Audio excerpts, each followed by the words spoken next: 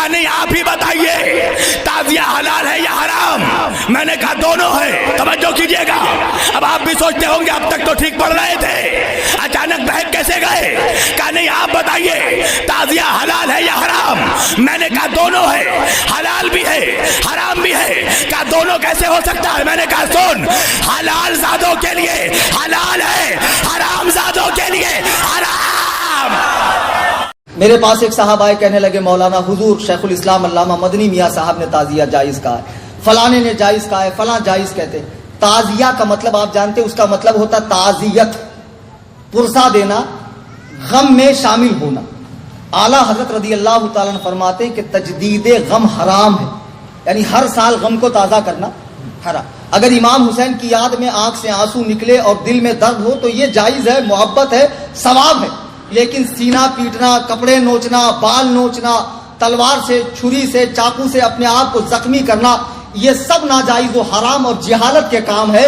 اسلام میں کسی بھی میت کا غم، کسی بھی دنیا سے جانے والے کا غم 3 دن سے زیادہ منانا جائز نہیں ہے۔ البتہ عورت اپنے شوہر کا غم 4 مہینہ 10 دن منا سکتی ہے۔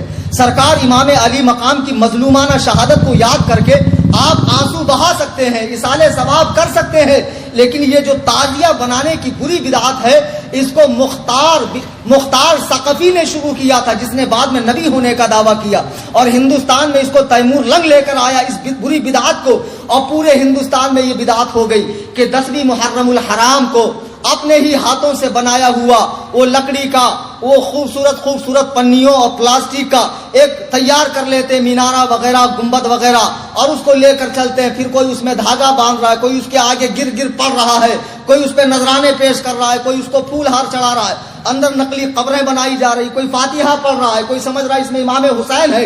یہ سب ناجائز و حرام اور سخت حرام ہے۔ اعلیٰ حضرت رضی اللہ تعالیٰ عنہ فرماتے ہیں کہ اتنا جیسے غیر جاندار کی تصویر کسی گارڈن کی یا آسمان زمین کی یا کسی مزار کی بنا سکتے ہیں، ایسے ہی امام حسین کے روزے کی نقل بنا کر گھر میں رکھ لو، یہ جائز ہے۔ لیکن یہ جو مروجہ تعزیہ داری ہے، جسے بنا کر گلی کوچوں میں گھمایا جاتا ہے، ڈھول تاشے بجائے جاتے ہیں، چڑھاوے چڑھائے جاتے ہیں، منتیں مانگی جاتی ہے، اسے بلاؤں کو ٹالنے والا سمجھا جاتا ہے، یہ سب بت پرستی سے مشابہ ہے۔ کیا یہی کام کفار نہیں کرتے؟ وہ اپنے ہی ہاتھ سے کریٹ کر کے 10 دن اس کی خوب خدمت کر کے 11ویں دن اسے لات مار کے گراتے ہیں جب وہ جاتا نہیں ہے پانی کے اندر۔ یہی حال تمہارا بھی تو ہے۔ تم نے کیا تماشا بنا کر رکھا ہے دین کا؟ ان تعزیوں کا دین سے کیا لینا دینا ہے؟ پھر بھائی لوگ کہتے ہیں مولانا حضرت وارث پاک نے تعزیہ دیکھا ہے۔ بھیا کون سی کتاب میں لکھا ہے؟ لال کتاب میں لکھا ہے۔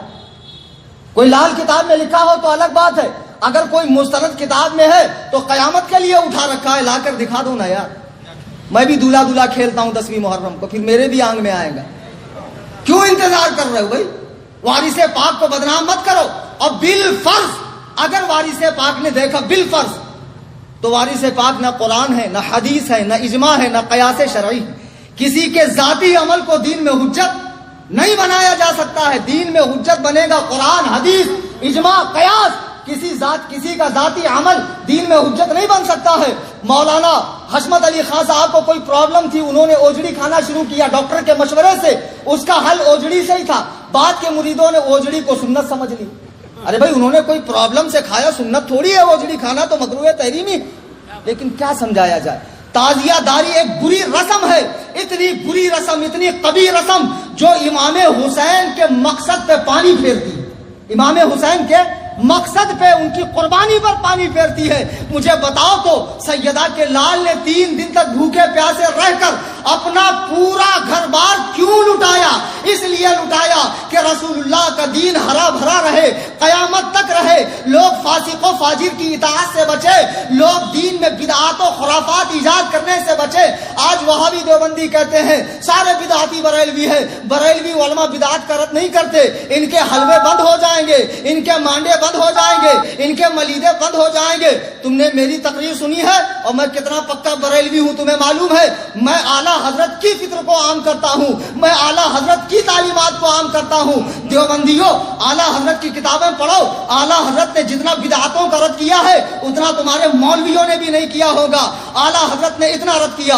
आला हजरत से पहले हजरत शाह अब्दुल अजीज मुहद्दिस दहलवी रज़ी अल्लाह ताला अन्हु फतावा अजीजिया जिल्द 1 सफ़ा 75 पे लिखते हैं, फरमाते हैं ताजिया दारी करने वाले गुमराह हैं, बद मजहबों का काम। कौन फरमा रहे? शाह अब्दुल अजीज। और ये ऐसे आलिम है जिन पे सब मुत्तफिक है, किसी का कोई इख्तलाफ नहीं। नागपुर के चंद मुफ्तियों का हो जाए, नाबालिग मुफ्तियों का तो अलग बात है। फिर इसके बाद आला हजरत इमाम अहमद रजा खान फाजले बरेलवी रज़ी अल्लाह ताला अन्हु, जो हामी सुन्नत और माही बिदअत है, बिदअत को जड़ से उखाड़ कर फेंकने वाले और सुन्नतों को जिंदा करने वाले। अरे मुजद्दिद होता ही वो है जो सुन्नत को जिंदा करे, बिदअत को उखाड़ कर फेंके। आपने यहां तक लिखा कि ताजिए में मदद देना, उसे देखना, उसे कंधा देना, साथ चलना, चढ़ावे चढ़ाना, फातिहा पढ़ना, गिर गिर पढ़ना, उस पर माल को लुटाना, सब नाजायज व हराम है। ताजिए की रखी हुई मिठाई को खाना मना है, अगरचे हराम और शिर्क नहीं है लेकिन मना है, इसलिए कि जाहिलों की नजर में वो ताजीम वाली चीज है, तो जाहिल कहीं ताजीम की चीज ना समझे, इसलिए उस मिठाई को भी ना खाया जाए।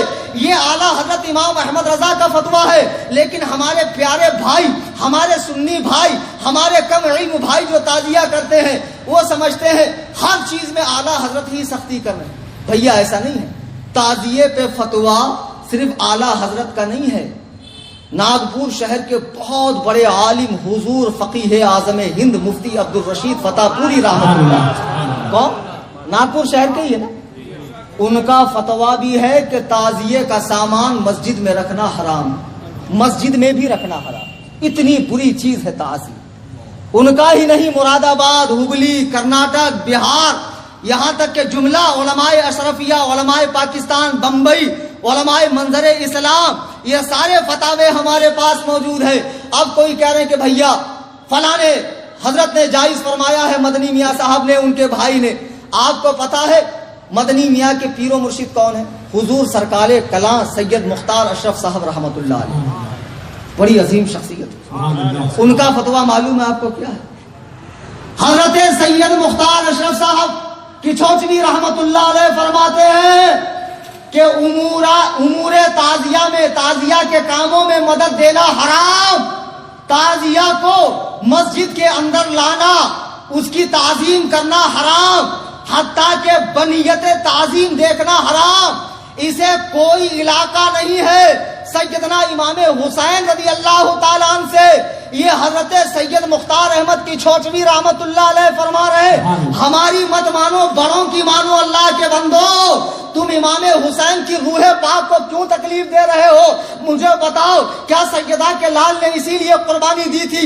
तुम दारू पी के, चरस पी के, गांजा पी के, साल भर टांग ऊपर करके सोते रहो, नमाजों में ना आओ, मस्जिदों में ना आओ, हुकूकुल इबाद ना अदा करो, माँ बाप से सिला रहमी ना करो, पड़ोसियों का हक अदा ना करो, जुआ खेलते रहो, और जब मुहर्रम की 10 तारीख आए तब गमे हुसैन मनाओ, ताजिया निकालो, दीन का तमाशा बनाओ, सड़कों को जाम करो और लोगों को कहने का मौका दो कि हमें क्या नाम रखते हैं, इनके यहाँ भी तो ये सब होता है, सड़कों को जाम किया जा रहा है। अल्लाह के बंदो, खुदा की कसम, ताजिए में मदद देना बहुत बुरा काम है, रूहे हुसैन को तकलीफ होगी। आपको मालूम नहीं, सरे इमाम पाक को तने मुबारक से जुदा करने के बाद तलवार की नोक पे रखकर यजीदियों ने करबला के मैदान में ढोल बजाए थे।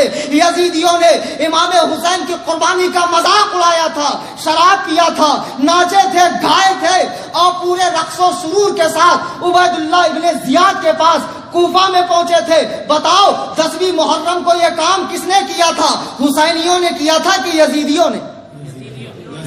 आप कहते हो गम मनाते हो, ये कैसा गम मनाना है? किसी की शहादत पर ढोल बजाना ये गम मनाना है? तुम्हारा बाप मर जाए, तुम्हारी माँ मर जाए, तेरा बेटा मर जाए, फिर बुला, हिजड़ों को बुलवा के नचवा, नाचने वालियों को बुलवा, ढोल बजा और बड़े धूमधाम से अपने घर वाले की मैयत निकाल, फिर मैं तुझे मानूंगा कि वाकई गम ऐसे मनाया जाता है। कहेंगे मौलाना नहीं नहीं, ऐसे गम नहीं मनाया जाता है। फिर आमिना پھر رسول کریم کے نواسے کا غم ایسے کیوں مناتے ہو؟ امام حسین کی قربانی کا مطلب یہ ہے کہ ان کے بتائے ہوئے طریقے پہ عمل کرو. امام حسین کی قربانی کا مطلب یہ نہیں ہے یہ سواری نکال کے، علم نکال کے، پنجے نکال کے، دلدل نکال کے، یہ تعزیے نکال کے، یہ حال آنا، یہ وجد آنا، یہ قوالی آنا، یہ پنجے، یہ سب کیا ہے؟ یہ سب بدعات کی چیزیں ہیں. انہیں مٹا دو، ملیا میٹ کر دو. ان کا دین سے کوئی تعلق نہیں. یہ امام حسین کی قربانی سے ہرگز اس کا کوئی لینا دینا نہیں ہے. اور اگر کسی کو برا لگے، بھائی سب کو اچھا لگے ایسا بیان تو میں کبھی کروں گا ہی نہیں. کسی نہ کسی کو تو برا لگا ہی ہوں، کسی نہ کسی کے چہرے پہ تو 12 بجے ہی ہوں گا. یہ الگ بات ہے کہ دور کے لوگ مجھے نظر نہیں آ رہا، تو خدا کے لیے پیچھے مت بولنا اماں خالہ کی طرح پان پٹی پہ چائے پیتے پیتے. غلط بولے مولانا، نہیں بولنا چاہیے تھا. خود مولانا سے ہی آ کر بول دو، اپنے ڈاؤٹ کلیئر کر لو. اور بھیا اگر تمہارے پاس کوئی دلیل ہے تو لا کر مجھے دے دو، ہم جماعت علماء بھی وہ کریں گے.